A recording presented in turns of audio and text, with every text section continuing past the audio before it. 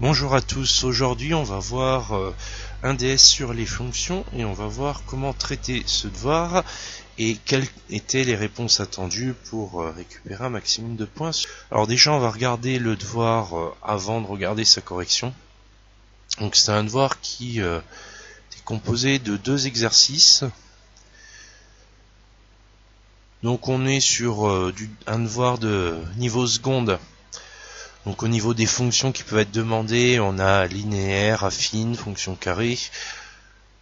Dans ce devoir, on va parler de la fonction carrée dans le premier exercice et on le voit très vite avec le fait qu'on nous donne une expression de fonction là juste ici.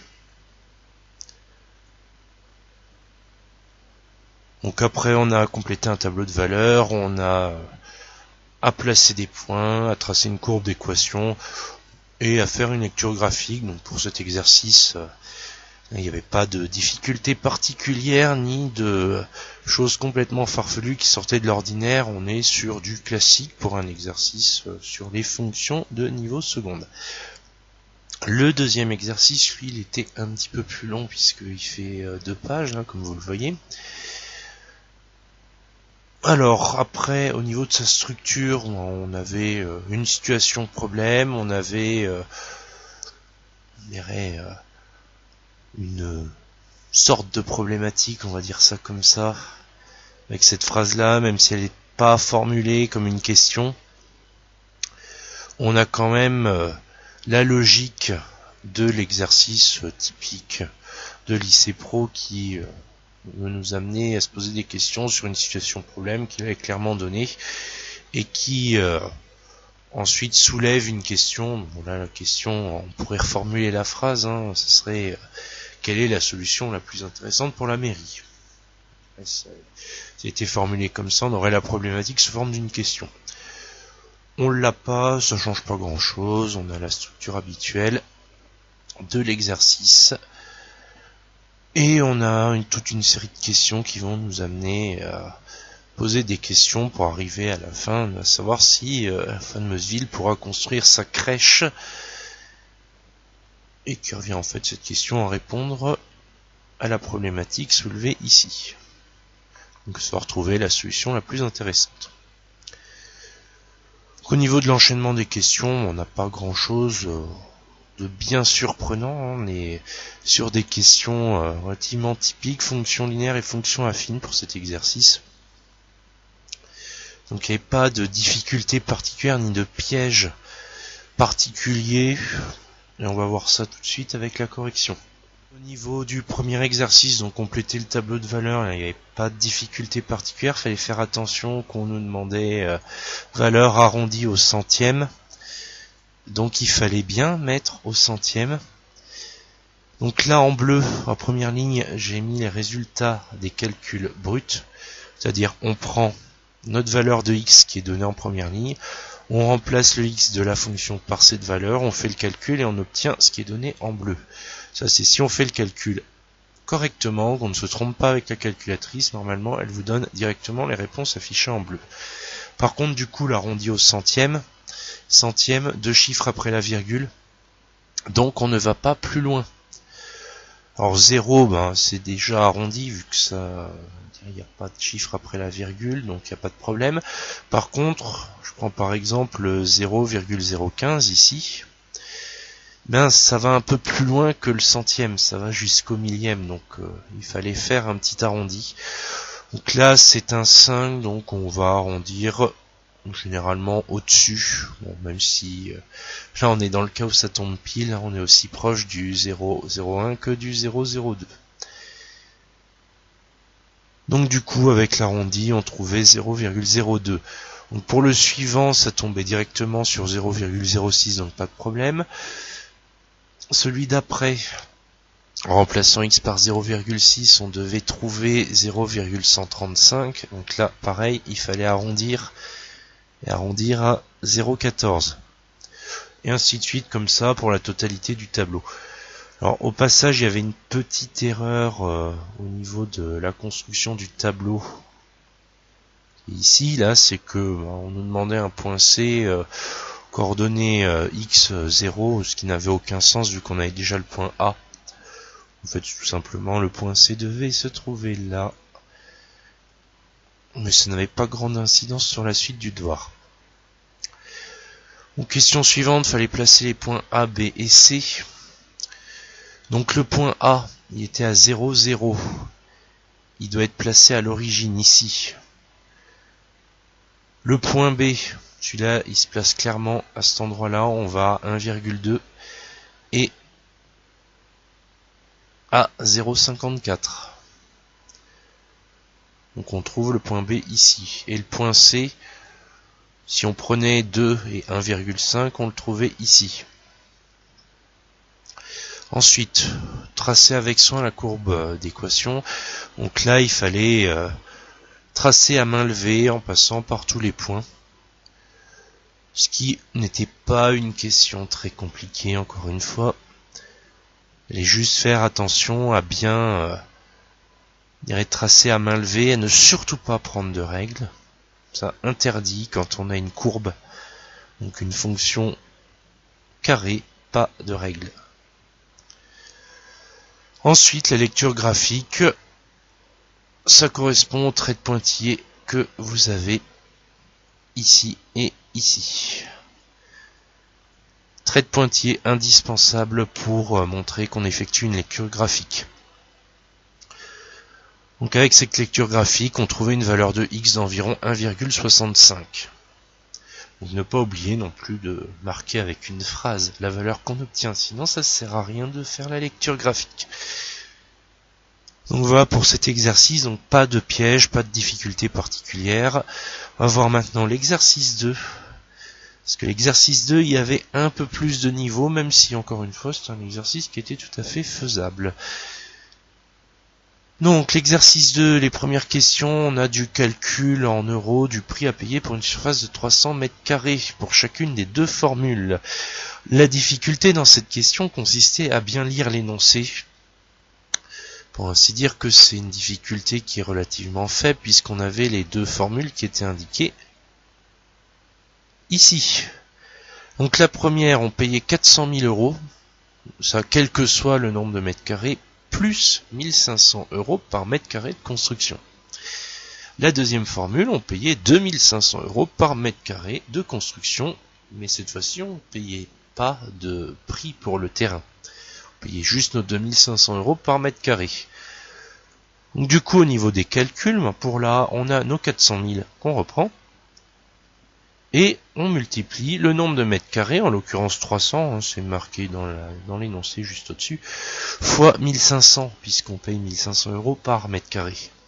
En faisant ce calcul, on trouvait 850 000 euros.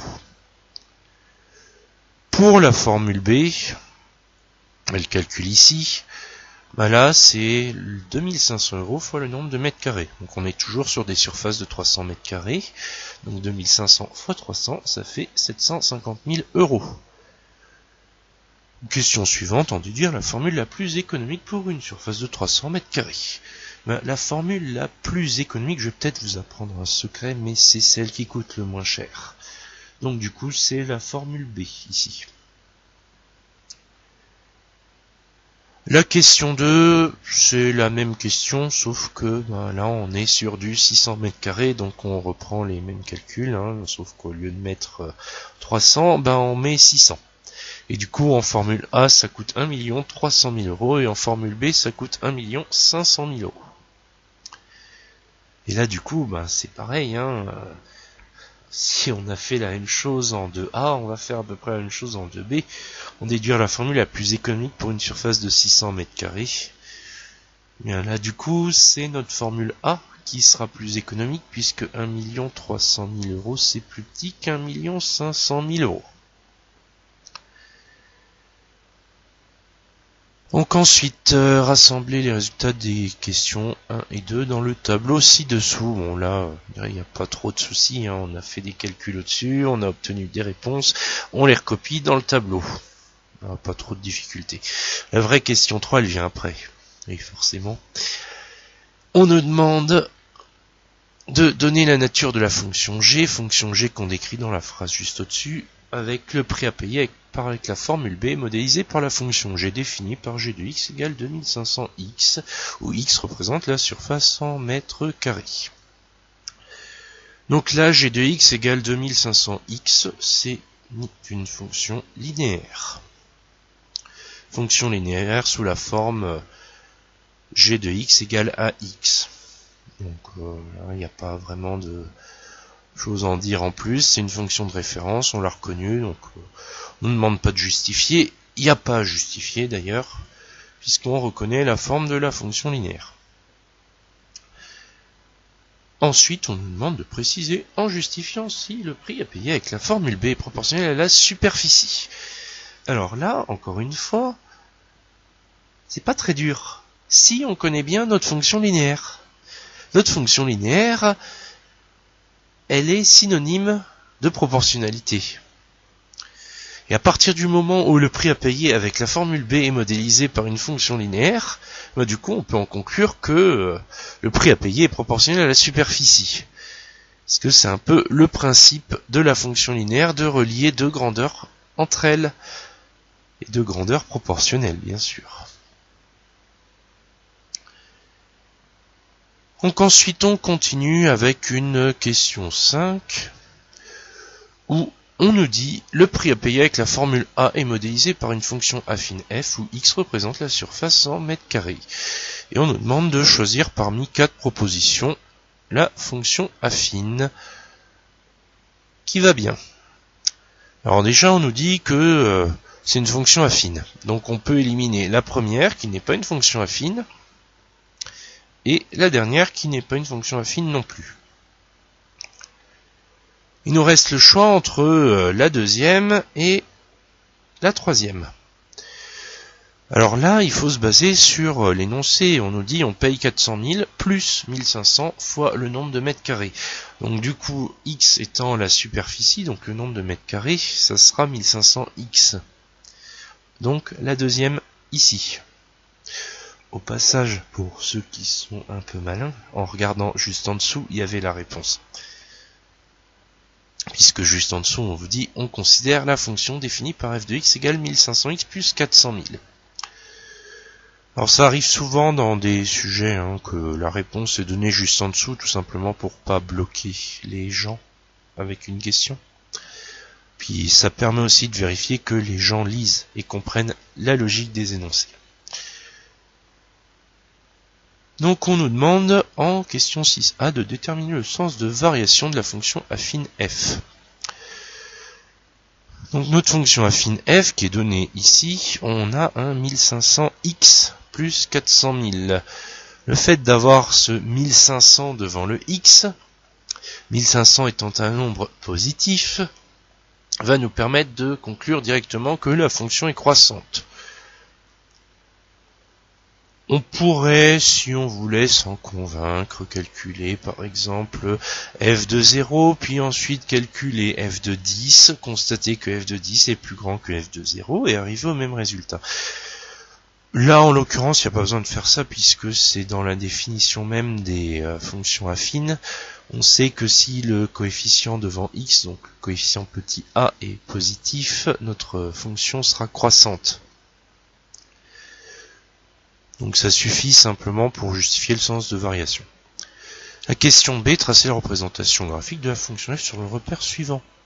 Alors là, c'était pas forcément évident, mais c'était pas non plus trop dur. Le problème, c'est que dans le repère suivant, il y avait déjà une fonction, ça pouvait perturber, mais bon, en fait, elle n'aurait pas été là, la fonction g, ça aurait rien changé.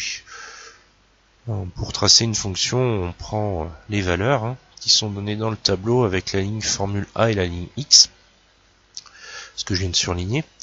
Donc on a 3 points, c'est génial, parce qu'il en faut au moins 2, comme on en a 3, on est content. Donc on place nos 3 points, on prend une règle et on les relie. Donc en faisant ça, on a le premier point ici, le deuxième point, il va être là, et le troisième point, on va se placer là-haut. Donc une fois qu'ils sont placés, une règle, on relie l'ensemble. La droite, elle passe par tous les points, donc on est content, on a tracé notre fonction. On ne s'embête pas avec le reste, c'est pas la peine. puisque tracé de représentation graphique, normalement ça ne doit pas poser de problème. Donc ensuite, on nous demande si un point appartient à la droite d'équation y égale 1500x plus 400 000, et on nous demande par le calcul. Alors là, très simple, on prend le point, coordonnées xy, on prend la valeur de x, on remplace cette valeur, donc le 400, on le met dans notre expression, donc on remplace le x par 400, donc 1500 fois 400 plus 400 000, on trouve 1 million. C'est génial parce que 1 million, c'est la coordonnée y, donc l'ordonnée du point M.